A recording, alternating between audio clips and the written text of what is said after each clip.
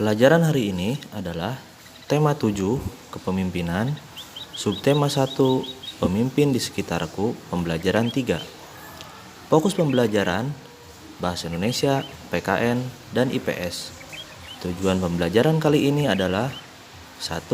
Melalui kegiatan menjawab pertanyaan, siswa mampu mengidentifikasi nilai-nilai ketuhanan dalam kehidupan dengan benar. 2. Melalui kegiatan pengamatan, siswa mampu mengidentifikasi peran Indonesia di ASEAN dalam bidang ekonomi dengan benar. 3. Melalui membaca, siswa mampu mengidentifikasi unsur-unsur pokok dalam pidato dengan benar. Pemimpin yang baik akan memperhatikan kepentingan seluruh anggota yang dipimpinnya.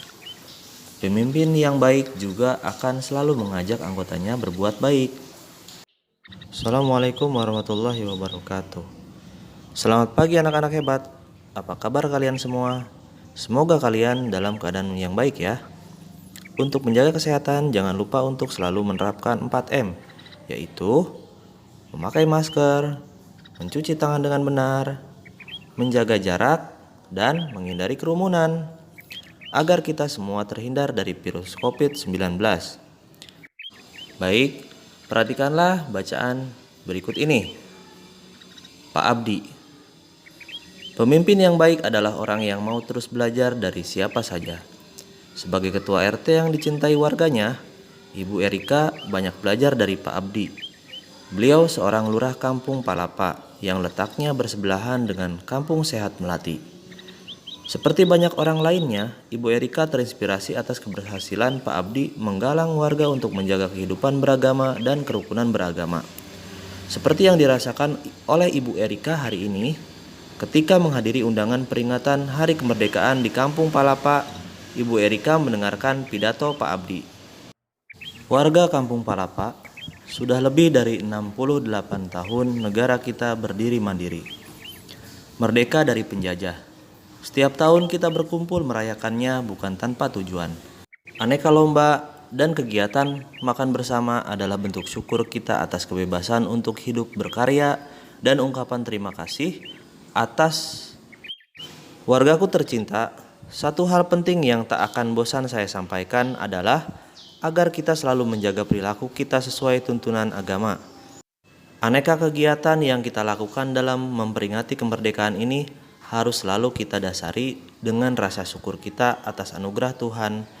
Dengan izin Tuhan Yang Maha Esa, para pahlawan berjuang merebut dan mempertahankan kemerdekaan negara kita. Kini marilah kita mengisi kemerdekaan ini dengan berbagai kegiatan positif.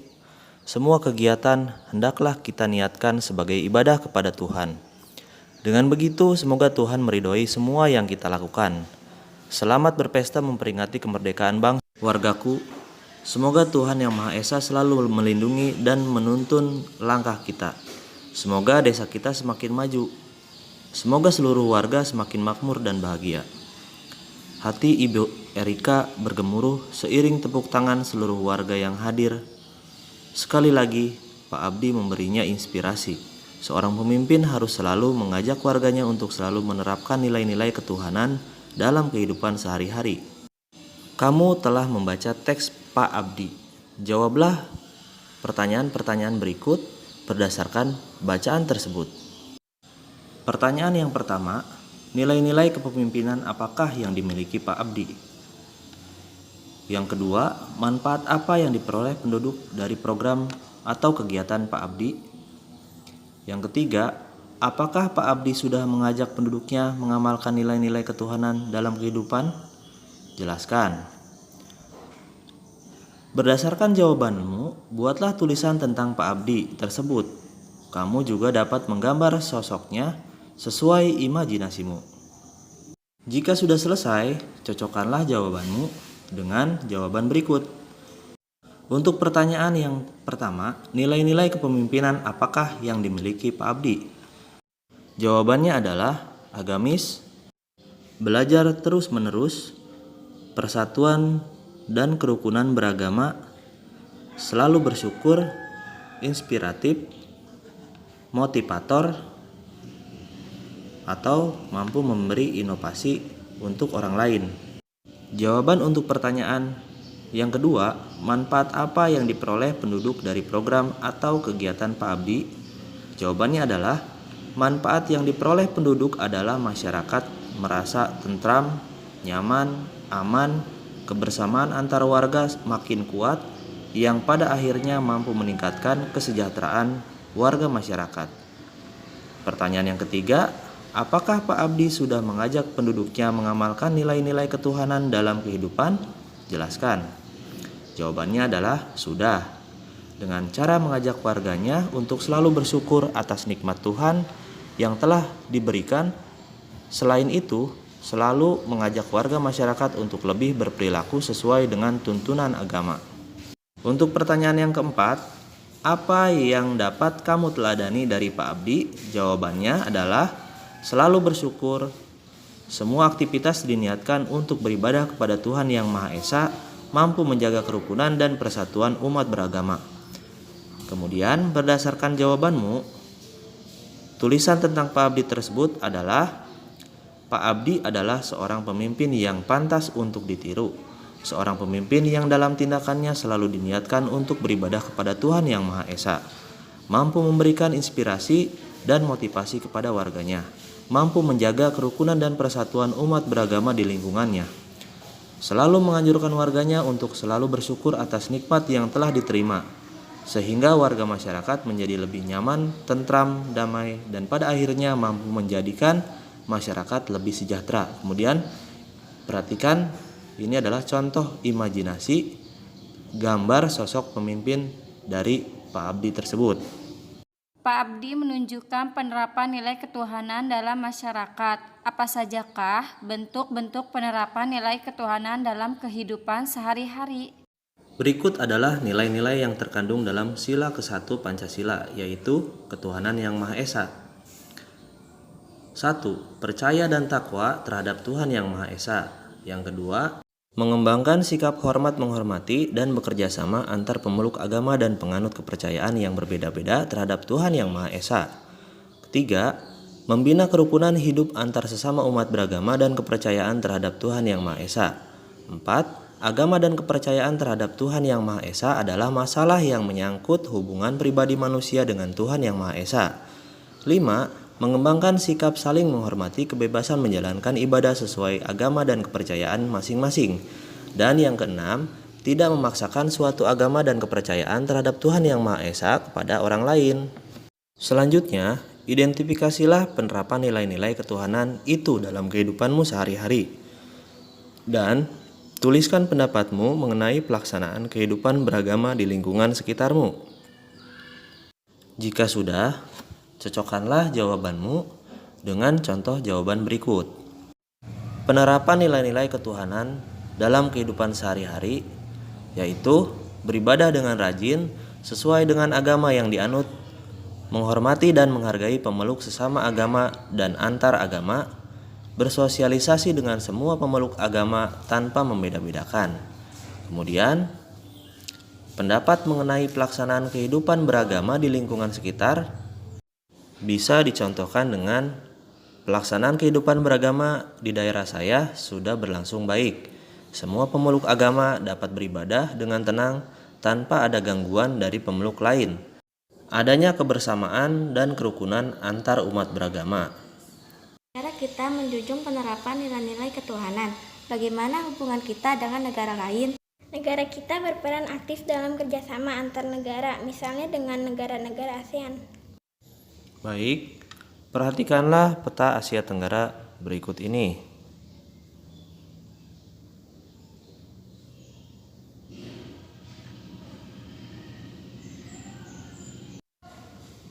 Carilah jawaban pertanyaan-pertanyaan berikut pada buku referensi di perpustakaan sekolah atau bisa lewat internet.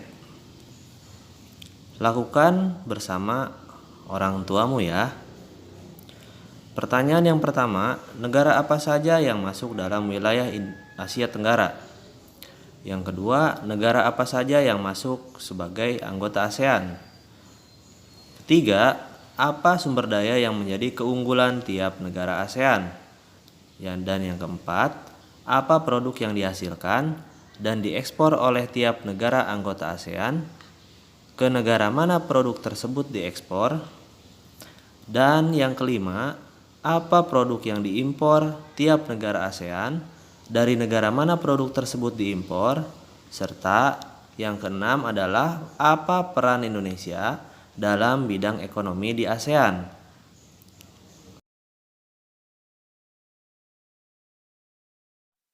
Jika sudah, mari kita cocokkan jawabanmu dengan jawaban berikut ini.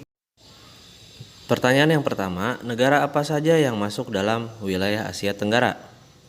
Jawabannya adalah Indonesia, Brunei, Kamboja, Timor Leste, Thailand, Filipina, Vietnam, Laos, Myanmar, Malaysia, dan Singapura. Pertanyaan yang kedua, negara apa saja yang masuk sebagai anggota ASEAN?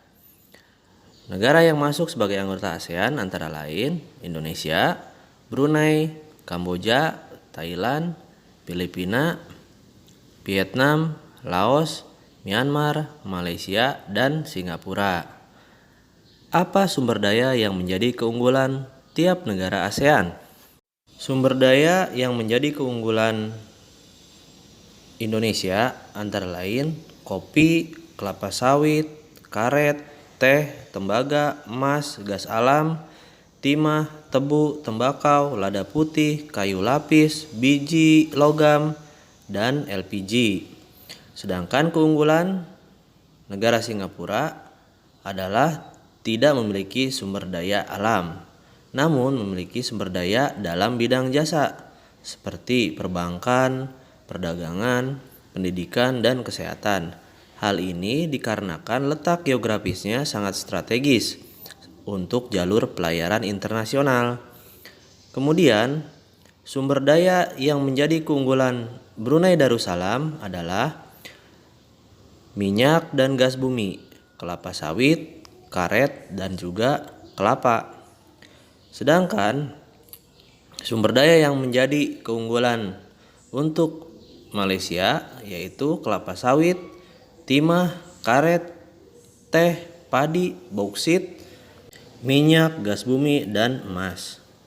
Sumber daya keunggulan Vietnam antara lain beras, kedelai, teh, karet, kopi, batu bara, dan minyak bumi. Sumber daya keunggulan Thailand beras, jagung, karet, tebu, timah, tembaga, biji besi, cengkeh, minyak, dan gas bumi, juga timbal. Keunggulan sumber daya Laos antara lain pertanian, emas, tembaga, hasil tambang, kayu, dan produk kayu, juga pakaian jadi. Sumber daya unggulan Kamboja diantaranya karet, beras, kayu, minyak, dan gas bumi, juga batu permata. Sumber daya keunggulan Myanmar antara lain tembaga, emas, timah, seng, perak, batu permata, nikel, gas alam, beras, dan karet. Sumber daya unggulan Filipina antara lain padi, jagung, abaca, tembaga, emas, perak, dan biji besi. Selanjutnya, apa produk yang diimpor tiap negara ASEAN? Dari negara mana produk tersebut diimpor? Yang pertama Indonesia. Produk yang diimpor adalah mesin dan peralatan, bahan kimia, bahan bakar. Negara asal impor Cina, Jepang, Thailand, dan negara-negara ASEAN serta negara Uni Eropa. Yang kedua negara Singapura.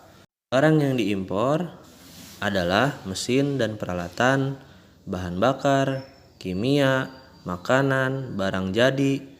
Negara asal impor Malaysia, Cina, Amerika, Korea, Jepang, dan Indonesia. Brunei Darussalam. Barang yang diimpor antara lain tembakau, bahan pangan, mesin dan peralatan. Negara asal impor Indonesia, Jepang, Singapura, Amerika, dan Korea Selatan. Selanjutnya Malaysia.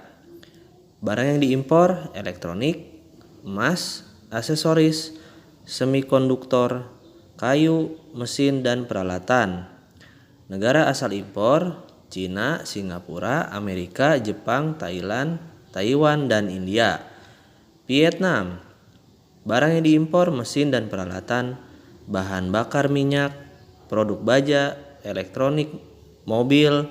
Negara asal impor: Amerika, Uni Eropa, Cina, dan Jepang. Thailand. Barang yang diimpor: mesin dan komponen, bahan kimia, besi, dan baja. Negara asal impor: Cina, Jepang, Amerika, Malaysia, Uni Emirat Arab, Korea Selatan, dan Laos. Barang yang diimpor antara lain material, konstruksi, mesin, bahan bakar, makanan, kendaraan, suku cadang, perlengkapan produksi, dan barang konsumsi. Negara asal impor: Thailand, Cina, Vietnam, dan Jepang. Kamboja. Barang yang diimpor: tembakau, tekstil, garmen, pulpen dan kertas, farmasi, produk makanan dan minuman, bahan bangunan.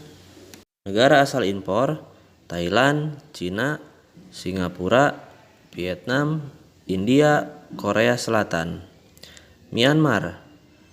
Barang yang diimpor: pupuk, semen, manufaktur atau mesin dan peralatan tekstil. Negara asal impor: Singapura, Cina, Thailand, dan Jepang. Filipina. Produk elektronik, alat transportasi, mesin dan alat industri, baja, alat telekomunikasi dan listrik. Negara asal impor adalah Cina, Taiwan, Singapura, Amerika, dan Jepang. Apa peran Indonesia dalam bidang ekonomi di ASEAN?